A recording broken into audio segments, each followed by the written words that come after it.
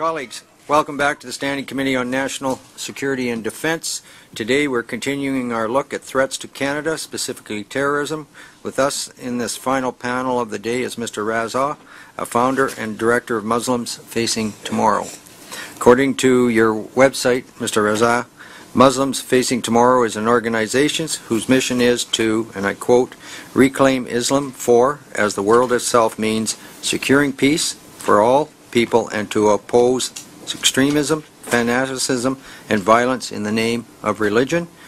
In order to succeed, we are dedicated to nurturing harmonious coexistence among people of all faith conditions, to supporting open and free intellectual discourse about our history beset with problems that need to be publicly discussed, and to celebrating as Canadians our cultural diversity in all of its aspects. Mr. Reza and his wife, Ms. Raheel Reza, who could not be with us today because of travel commitments, have been active members of the Muslim community in Toronto. They have been educators, mentors, and leaders in their community at a very challenging time. Mr. Reza, I understand you have an opening statement. Please begin. Thank you, and thank you for the introduction. May I begin by thanking you for the privilege of appearing before this committee. I am a director with Muslims Facing Tomorrow, a grassroots Muslim organization with a focus on separating mosque and state, assisting our youth in engaging and embracing Canadian values while still practicing their faith. We have partnered in a documentary called Honor Diaries, which discusses challenges faced by women in Muslim majority areas. We have successfully carried out a pilot project in Bangladesh in acclaiming a village radical free in 2013. In a period of 1 year, we have now 12 villages that call themselves radical free, and they have signs outside the villages saying the same. There's a documentary underway that explains how and why we did it. Now, I must let you know that this was done without any involvement of law enforcement agencies. It was done by empowering the moderates, by giving them enough literature, audio and visual, so they could explain to the masses why it's necessary to lead a peaceful coexistence. However, our interest today is to stop radicalization in Canada. In order to do that, we must follow the 3 E's: expose, educate, and eradicate. Expose the elements, individuals, and organizations involved in radicalizing our youth. Educate, with or without the help of law enforcement agencies, but in partnership with the government. It is imperative to educate our youth without falling to the victimhood narrative. Eradicate. This can only happen when the Muslim community gets out of the denial mode and law enforcement agencies are serious about eradicating this menace. And here I'd like to give you the example that has been given before of a cleric, Robert Heft, who just came back from Qatar after meeting 5 Taliban leaders who were let out from Gitmo. We have an organization by the name of NCCM who sued the Prime Minister during his trip to Israel and who has now this publication about radicalization. That publication doesn't tell us anything. It amounts to a big zero. They, let me warn you, are the sister concern, in fact they were known as CARE Canada before, of CARE USA, which has last week been declared a terrorist organization by none other than the United Arab Emirates. So it's coming from their own sources that they're not welcome, and what they're doing is completely and utterly against Canadian values, in that case American values. And we have in the same booklet on page 13 recommended Islamic scholars. And the front and center is Ingrid Matheson. We've heard about her before. So we must realize that we have a problem. They also allude to MAC. MAC is the Muslims Association of Canada, which toes the lines and the agenda of the Muslim Brotherhood. So this is an uphill task, but we will get there with your recommendations and help. And here are some of our suggestions and wish list. Number one, there must be charges laid if Canadians are going to fight for ISIS or any other enemy of Canada, and then they return back to their country. There must be charges laid.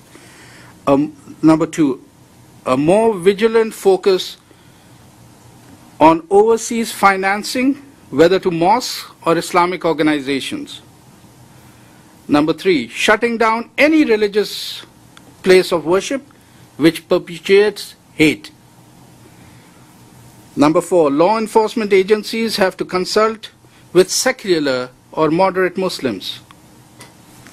And number five, political Islam or Islamism needs to be explained to Canadians and studied in detail by politicians, law enforcement agencies, and educational institutions. Again, avoiding the victimhood narrative and emphasizing on reasonable accommodation. In the end, on behalf of all moderate Muslims, would like to invite this committee to Toronto, the hub of activity of Muslims, to take a first-hand look at the situation there, which will give you an idea what we are faced against and what challenges they are, whether it be religious organizations, Islamic organizations, mosques, or secular Muslims going about their 9-to-5 job. So thank you once again for this opportunity. Thank you, Mr. Reza.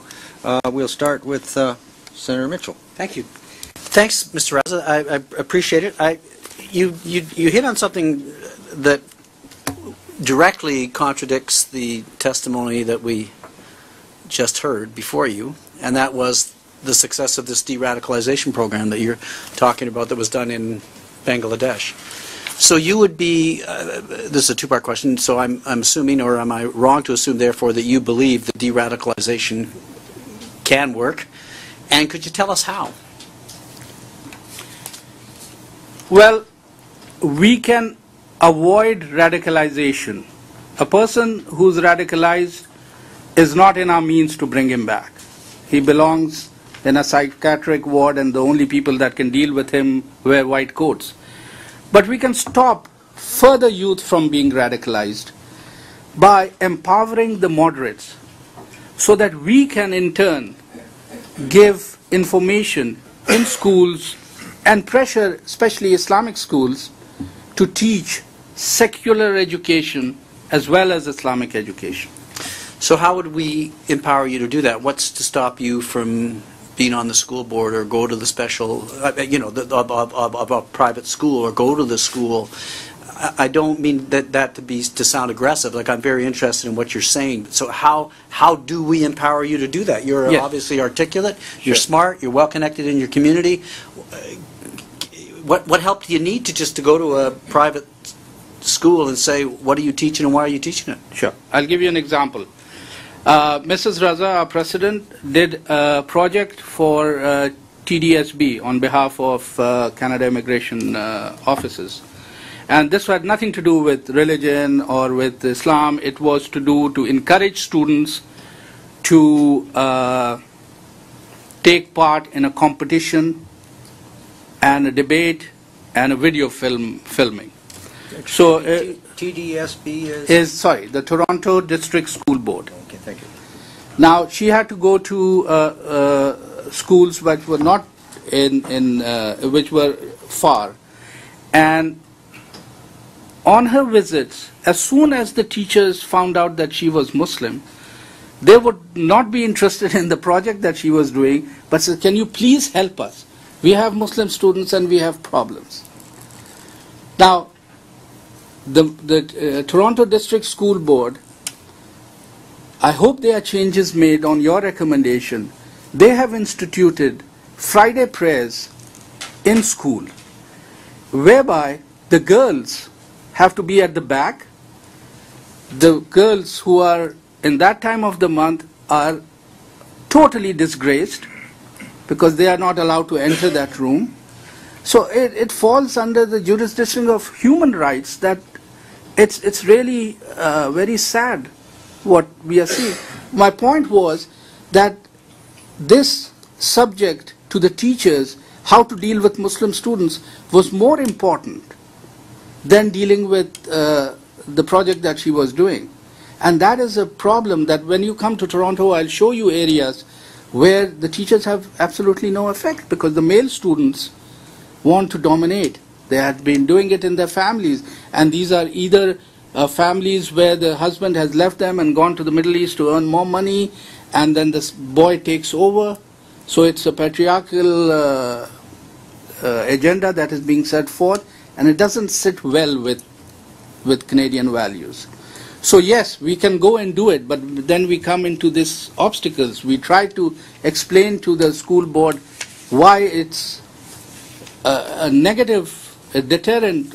Why should Friday prayers be there as the only prayer? Why should the Muslim prayer be the only prayer that the TDSB accepts? We had a big argument about stopping the Lord's Prayer in schools. So it's sort of the whole thing contradicts for political correctness or for whatever reason. It doesn't sit well. So for us to go and say to arm them on moderate views just won't happen unless there is legislation or any, I wouldn't say law enforcement, but any support that we have. Senator Mitchell. Thanks. Are you saying that in public schools, not just in a special or a private or a charter Muslim school, you're saying that in public schools there's organized prayers? Could you give us an example, a name of a school? We'll phone. On Fridays? Yeah. This is in Thorncliffe Park. It's the only school there. Concliffe Park? Thorncliffe Park in Toronto. Okay. And so once, once. Yeah. We need to check that. Yes, of course. Yes. That's important. By all means. Okay, thanks. So those are our challenges. Senator Stuart Olson. Thank you, Chair. Thank you for coming. I think one of the things that's becoming, and I think we're all learning a lot, actually, but one of the things that I want to go back into is how you feel more support could be offered to moderate Muslims. That you're suggesting that radical Muslims get more support, or I'm not sure exactly what you're saying, but I would like to know how you feel moderate Muslims could be supported. Well, first of all, you have to determine who's a moderate Muslim and who's an extremist, so that gets very complicated, and that's a debate all in itself. But what the track record shows, Canada is a secular country. Mm-hmm. We need to determine which group, which faction, which entity, which organization is talking about secularism. You're most welcome to practice your religion, whatever religion you may follow. And then there's the point of reasonable and unreasonable accommodation that we've just gone through. And I as a Muslim sometimes feel awkward going to a university because there's so much religion that has been pushed in terms of giving them unfair accommodation. So, first of all, we have to determine that. But that should determine on its own merit that whoever is talking about modernity, secularism, separating church and state, while still standing and firmly and accepting your religion for what it is. Those are the people that people should be reaching out to, not the people who are just curtailed in a mosque. May not be a wrong idea. The mosque may not be the wrong, but it is definitely the wrong people to talk to. And how would we know who to, you're suggesting we should be reaching out to, so how would we know who they are? This is, you know, in Canada we strongly support freedom of religion, so that any attempts to thwart a religious institution or anything are frowned upon. So I'm not sure when we get into this, we bring religion into this debate, that it's productive, because I don't know what the role of government would be in that whole debate. I kind of like the argument that radicalization is radicalization, not taking a particular religion or a sect or anything, because it happens everywhere. And what we're trying to figure out is how you deal with that. And if you have any ideas on that, I would really love to hear that. As I said before, And what did you do in the village? in the village what we did was we provided them with enough literature, both audio and visual, for them to be able to, we changed the curriculum of the school from totally religious to a secular come religious. Okay. So this way they felt empowered that they're doing it themselves. There's no one person telling them what to do. Secondly, I fully agree with you, we have freedom of religion, and that's what we want. We want freedom of religion to practice our faith. But we don't want then our faith to come into our public life either. We don't want the imam to telling me what I should be doing at work or over here. So we want to keep it separate. And that's fine. That I'm all for it. That let them exercise.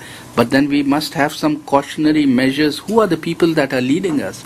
I don't want to go to a mosque where the imam has just returned by meeting the Taliban whom we've had a war with. I don't want that imam. I don't want an imam that teaches that it's okay for 9-year-old girls to get married to 16-year-old boys. We've had that in Toronto in the Jaffrey Mosque. I don't want an imam to tell me that my wife is secondary to me. I mean, before that my wife would do away with me anyway, but that's a different story.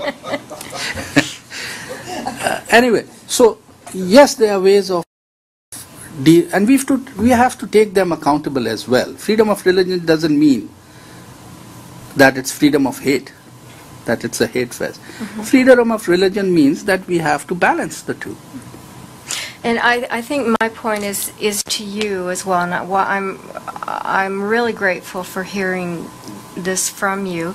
Is that we're not looking at one particular religion or nationality or anything as being terrorists or radicals. We're looking at the whole spectrum of radicalization and what happens to mainly our youth, and how can we combat that and prevent that from happening. I just want to make that point because I know that you can't solve everything, but you've given us some good starting points, so thank you. Yes, also women's education, women's liberation, in the sense that they are an entity. In some households, women are not encouraged to educate themselves because that's not there. So once we get started, then we can bring up all these things which are not against any faith or not against any, but the documentary we produced, Honor Diaries, is exactly that. We have problems in areas which fall into the Muslim majority area of the world, but those areas can come to Canada and haunt us, or in the United States, or in Europe. So this is educational for people to, and we've had a excellent response to that. Thank you. Senator Dejanay. Merci, Monsieur le Président. Thank you, Mr. Chairman. I'll just give you some time to put your earpiece on. Can you hear the English interpretation? Good. Mr. Chairman, there are religions that have been dominant in all kinds of places. Even in Quebec 50 years ago, not having children was a sin. Now, thankfully, that's not the case anymore, but I just wanted to add that as an aside.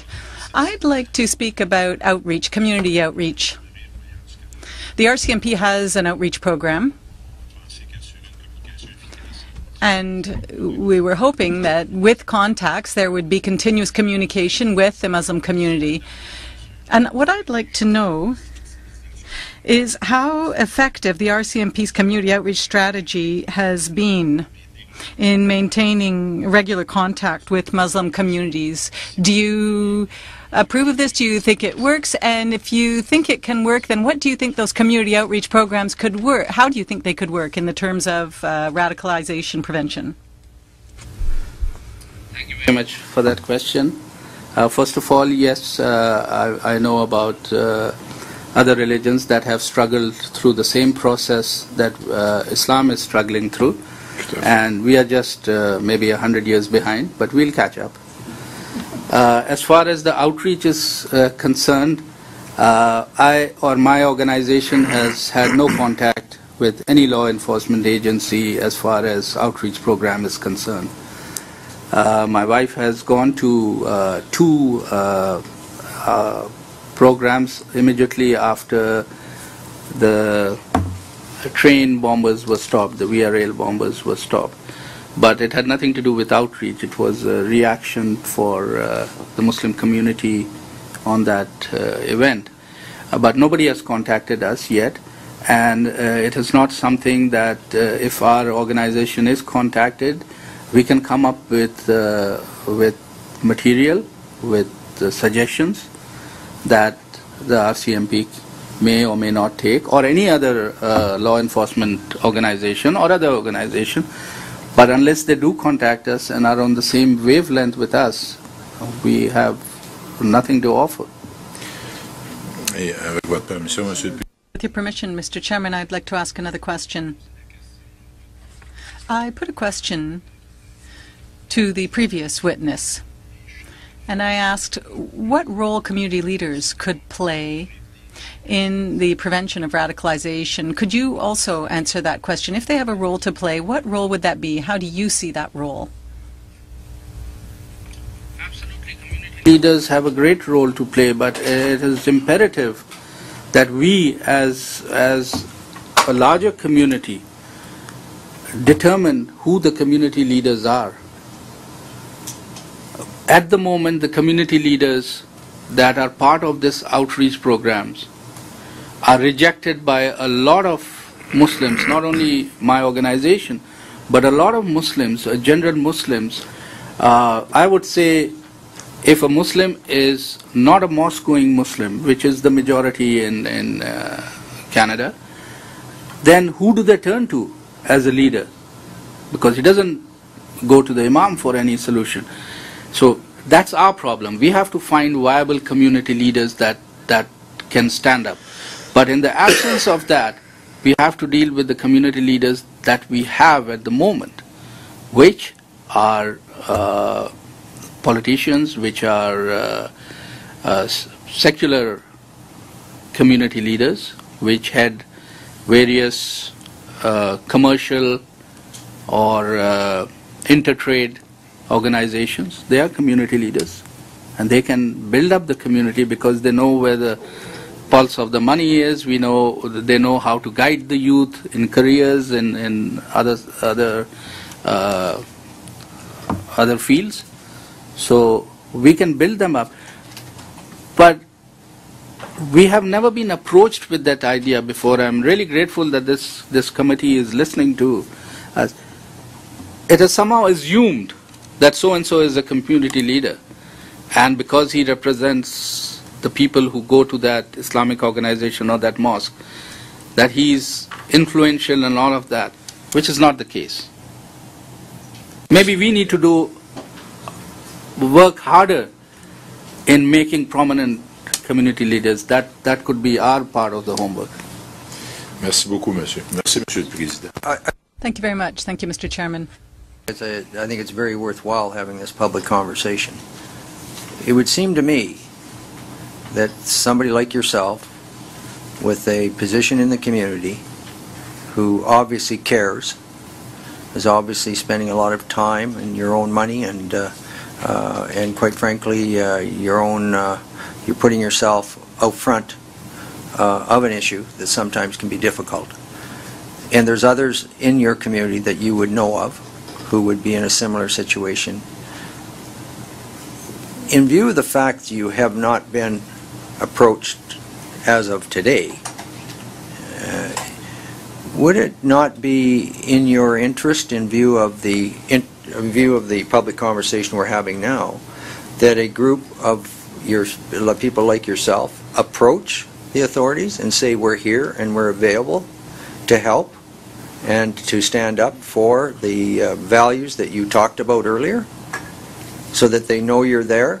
Yes. And then that's number one. That's number one question. Number two, I'd like to know from your perspective, I know that the RCMP has all the good intentions. All our law enforcement agencies have all the good intentions in trying to do everything they can to prevent something from happening that would be tragic for Canada in some respects, but also at the same time to try to redirect some of these individuals who are perhaps going to the point where they're, quote, radicalized. My question is, from your working knowledge, do you think that the task that the RCMP and other authorities and provincial departments have taken on is the right thing to be doing, or is there another way of doing this? So those are two questions. Okay. For the answer to the first question, yes, we have made contact with them after every time there's been an incident. We have tried to approach the RCMP. The community liaison officer is the one we have to approach. But it's never materialized into anything, not even a return phone call.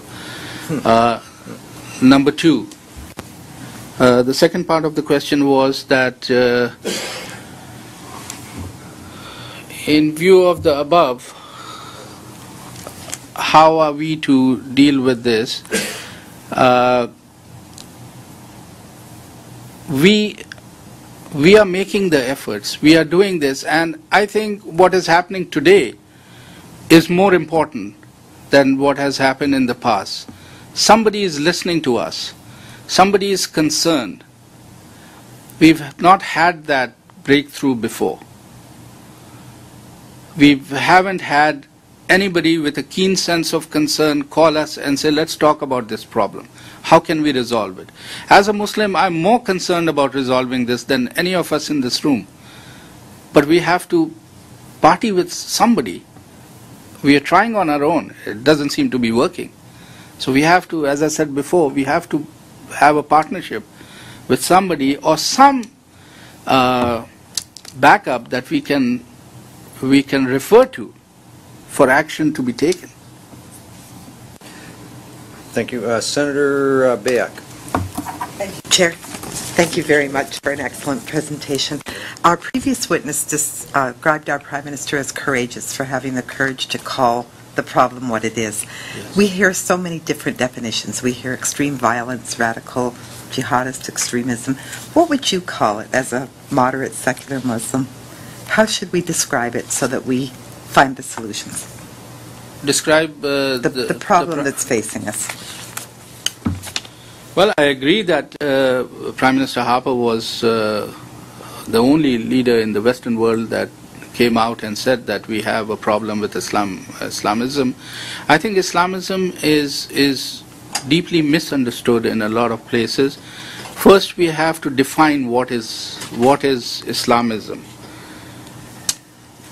Islamism is using a religion to further political goals. In short, that's the definition of Islamism. Where is it coming from? It's coming from three areas. It's coming from Iran with the Khomeinis. It's coming from Egypt with the Muslim Brotherhood. It's coming from Saudi Arabia with the Wahhabi jihadi mentality.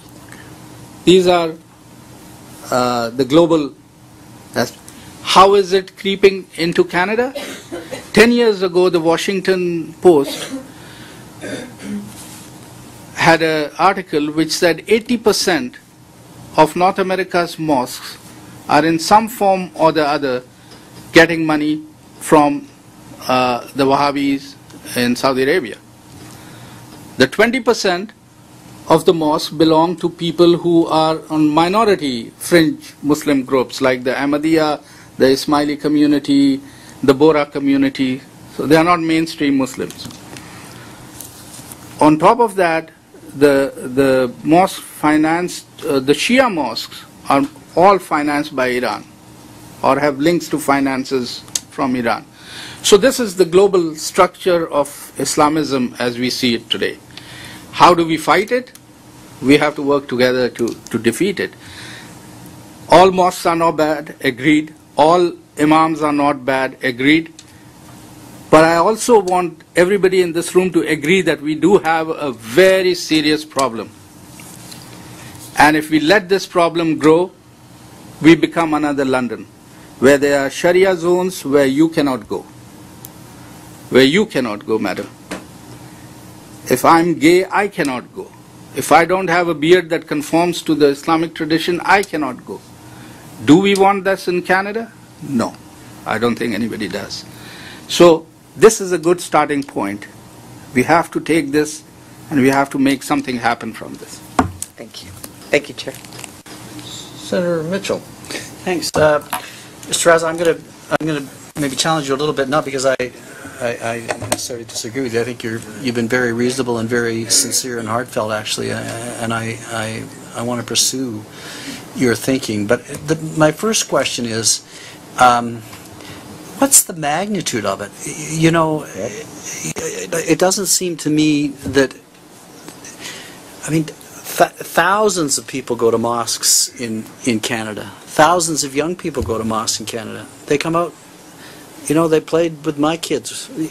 You know, when my kids were of that age, they are friends of my kids. They work with us. They live like us. Thousands upon thousands upon thousands. And then on the other side, we see this, you know, we see the two people who killed soldiers abhorrently, you know, in the last month or so, and we see the 18, and we see, but you know, and we've got some numbers of maybe 90, maybe 170, maybe 370 who are somehow radicalized and are off in the rest of the world. But how big a problem is this? You seem to be implying that it's huge, that it's. But I'm just trying to get a hold of that. Well, Senator, for me, 2 soldiers who are killed are too many. Yeah. So it is a big problem. There are 1.7 billion Muslims. How many are radicalized? 10%, 15%. That's the figure that is being quoted. But what about here in Canada? So you can figure out the dimension of it. Here in Canada, as I said, what the Washington Post article said, they are financed by them. The magnitude of the problem is only felt when an incident happens. Why should we let that happen? The magnitude of the problem happens only when somebody speaks out. The magnitude of the problem is there. Maybe it's dormant, but it's there. It exists. And I don't mean that we should start raiding mosques and raiding institutions and hauling people off, but we have to be concerned. Even if it's 1,000 people, that's a lot. Yeah. One boy can have a great effect on my child. Yeah. One teacher can put my child in a wrong track forever. So we as a community have to be alert as well. But we need the help. And yes, it is a problem. It does exist. The figures are there. But we only realize it, God forbid, if something happens. Look at England. England had been avoiding this showdown for years and decades, until they came to realize that let's do away with the jihadis and put Muslim Brotherhood in them, but at least they don't cut people's throats off. Is that a solution? And that situation kept getting worse. We have to avoid these three blocks of people. We have to start now so that people know that if something negative is to take place, there's going to be consequences. Right now, I don't think that message is clear. It's for a crime family, it's for a drug dealer, it's for anybody that wants to harm Canada. We should not let it happen. Yeah, absolutely. The question of religious freedom is really a powerful element in Canadian. Well, I would say also in the British case, and I'm not arguing with you particularly, but the British case has dealt with its minorities. Britain has dealt with its minorities very differently than we have, and multiculturalism is one of the reasons why we don't have the kind of ghettoization that has occurred. Ironically, in the British case, you can make that argument, and many do. And in our multiculturalism and the recognition and the of cultures is really what makes people feel part of. Less alienated, not more alienated, in Canada. And that's one of our tremendous strengths. But the question of religious freedom is really a difficult one because religions, the argument about, I am very, very interested in the equality of women. I mean, that's an issue that drives me all the time. And I find difficulty with my own religion. And many religions don't allow women to be priests, if you can imagine, in the 21st century. But how do you talk to the balance? But how do you balance that? I mean, I think is it just that we keep debating the importance of women being equal? I think that's, and we elevate them in our secular institutions. And one day does religion change, or what would you say? Would you say you would go to a religion and say you can't treat women that way, or you can't separate them in your place of worship? What I would say is that let's talk about it. Why am I excluded from my faith if I want to talk about certain things? Yeah. Even leaving my faith. I should have the freedom to leave my faith if I want to. Why should I then be killed? So we need to debate and discuss, and that is the missing link that you nailed, that is missing from the Islamic diaspora, is the ability to debate and discuss. Because the line was drawn in the sand in the 14th century, and it said that there'll be no discussion on religion. And till today we are scared of crossing that line and saying, I want to discuss how should I treat my woman? What is the problem with having a drink? What is the problem with being friends with gays and lesbians? They are equal human beings. What is Islam's role in humanity? Leave alone faith. So absolutely, that is a great thing. But I and my organization would want to light a fire under the feet of the clerics, because after all, I can't change religion. It's not in my place or my power, or I am able to. But the clerics can. We have to bring them to the table and discuss with them, why is it like this? And then only we will develop. As I said, we are about 100 years behind, and we are trying to play catch up. Okay, thanks. I'd just like to, if I could, go back to education. Yes. And we touched on it a little bit earlier. And in respect to public schools and their responsibilities versus those of private institution and religious schools. Do the public officials have the authority and go into these schools, if they're private or religious schools, to ensure that the teachings are consistent with what's being taught in the public schools? No, sir, it's not. And that is why in Toronto we had recently a whole expose of the Jaffrey Islamic Center. They had a private school attached to it, and the literature was coming direct from Iran, and that literature contained hate for the Jewish community, hate for the Christian community. So it was exposed. The person concerned just said that I don't know anything about it, the imam of that mosque, and a case was registered. It's still ongoing, but I think they've come to some. And when they got into trouble, they called Mrs. Reza and said, "What should we do?" And she said, "You have to apologize and accept that you made a mistake. You have to own up. Why were you getting your literature from Iran? Isn't there enough good things to teach kids over here?" So, still ongoing. Well, I But guess, there is no supervision of authorities over that, educational authority. well, then that would lead me to the next question. What position would you take? Would you support a undertaking, in this case it would have to be the provincial government, to pass the necessary policies or laws to ensure that the public officials within the Department of Education are supervising to some degree these institutions to ensure that they're meeting the framework of the general education system in the province? Definitely. And I would also say that maybe somewhere it's written that they should do it, but nobody is doing it. So this is one thing that should be implemented, that there should be some observers, maybe from within the community or outside the community, that should regularly monitor these schools. Okay, I'd just like to move over, if I could, colleagues, to another area that, well, we've got such a learned witness here. I'd like to follow up in the question of the financing of terrorist organizations. And perhaps you could, do you have any specific examples of actual financing by, for terrorist groups? Either, you mentioned it about financing coming in to finance some of the mosques from those organizations outside of the country. Well, what about internally in the country, raising money to finance terrorism elsewhere outside the country? Yes. The Islamic Society of North America were 3 months ago.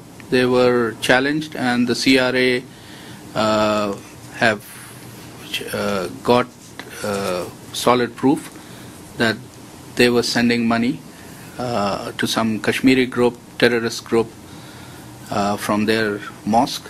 And I think the CRA, the charity status is under suspension. So it's happening. It's being caught as well. We had some charities that were giving money to wrong people, and they were also caught. But there are a lot that don't get caught. On the same with education and the same, I think we have to have some kind of a document that encourages the youth to be part of the Canadian mosaic. We've had that recently done for immigrants coming in, that this is Canada and, you know, these things are that. Sorry, I'm diverging a little, but there has to be some form of forming a Canadian identity that is to be circulated in schools, Islamic schools, Jewish schools, everywhere, that should empower them to feel more Canadian than their religious identity. Senator No? Yes. Thank you, Chair. Thank you, Mr. Reza. I would like to follow up a few questions just now.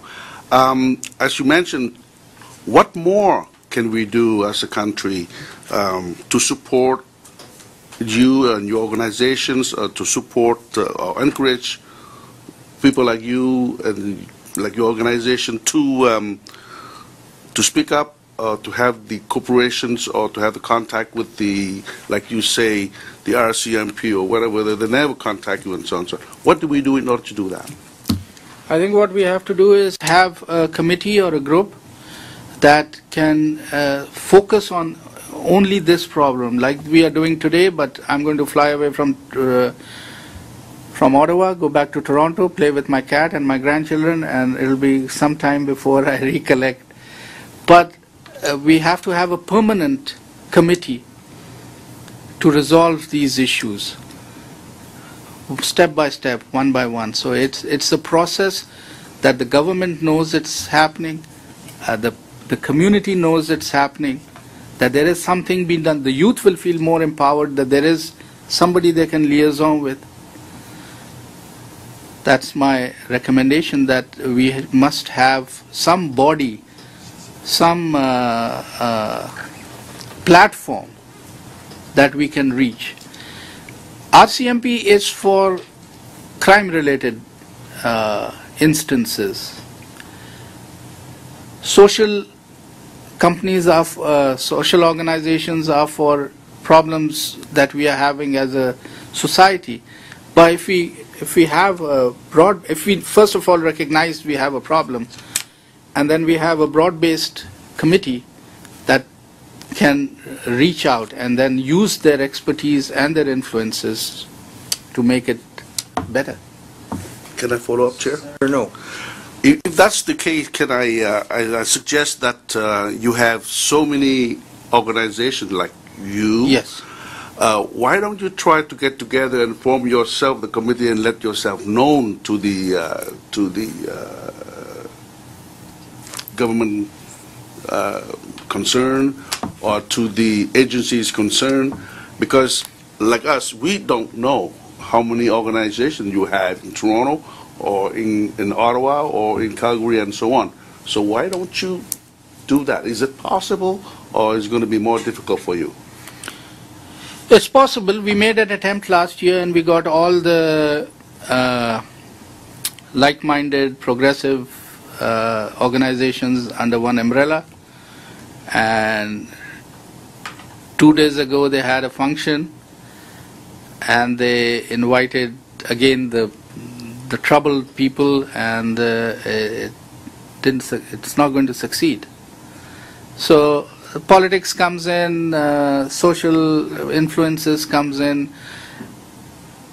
I think if it's directed, if it's done by the government or a government body that is at the forefront of this, I personally think it will have better results. But we've tried it, and we are still trying, and we'll continue trying. Thank you. I just want to follow up here, because I'm not, I think we're all struggling here in respect to seeing what governments, the general public can do to help your community, the moderate, which is the vast majority of your community, in being able to withstand this extreme viewpoint that everybody's being branded with, whether we like it or not. And what I don't quite understand is we've had a number of individuals identified through our committee hearings, just not today, who, for one reason or another, have been identified with, indirectly or directly, with terrorist groups. Nobody's refuted that information that we've been provided with. And yet our governments have been, for whatever reasons, have given them standing. And what I don't understand is that if I was knowledgeable and I'd known that these individuals had this background, I would have been the first to phone the authorities to say, why are we dealing with these individuals? So my question is this, is your organization or people you know of, have they phoned and notified the authorities that there are some individuals with backgrounds that we shouldn't be giving standing to because of their past history? Have you been involved? And perhaps you want to comment on that. Yes, sure. Yes, we have been involved, and we have been alerting people, not necessarily the authorities, bringing it to the attention of the media. I'll give you one example. There's a charity, there was an earthquake in Pakistan about 8-10 years back. There was an authority in which Mr. Khadr worked, the senior Mr. Khadr, and that was very busy in getting money for the affected people, and we knew where the money was going. It was not going to the affected people. And we wrote, give, but don't give to people who may misuse it. And we got sued. So we work on 2 pensions and a professor's salary. So we don't have the means to take care of legal lawsuits, etc. Yeah. This is the form that is being used to intimidate people. That's the latest strategy. To keep people quiet, send them a lawsuit. So that's one challenge. I'm not sure it can be overcome, but that's a challenge we have. The second challenge is the laws are weak. The laws don't stand for these kind of problems. They're weak because this is a new phenomenon. And thirdly, we haven't had the breakthrough with law enforcement agencies to listen to us. I'll give you a very, very simple example. My wife was traveling on a lecture tour, and our car glass was broken into in a public street, very upscale area. Her purse was taken out. It had signed checks in it, it had cash in it, and it had her passport and all her identification. I went to the police, I told them, they filed out a report. I told them there could be something else. They said no, they didn't want to hear about the complicated version, the difficult version. So we came back. Do you know that those checks were like cash? Nothing has been cashed. Nothing has been used. So if it was a thief looking or a drug addict looking for quick change, those checks would have been cashed. But nothing like that. So obviously somebody, and this was on her way to the airport. There could have been some other reasoning, but that thought is not entertained. It's too complex. I think people don't want to entertain any kind of... So yes, we go to law enforcement agencies, we tell them the problem, we alert them to situations, but the reaction is not that we want to hear, but nothing gets done in a manner that is fair to us.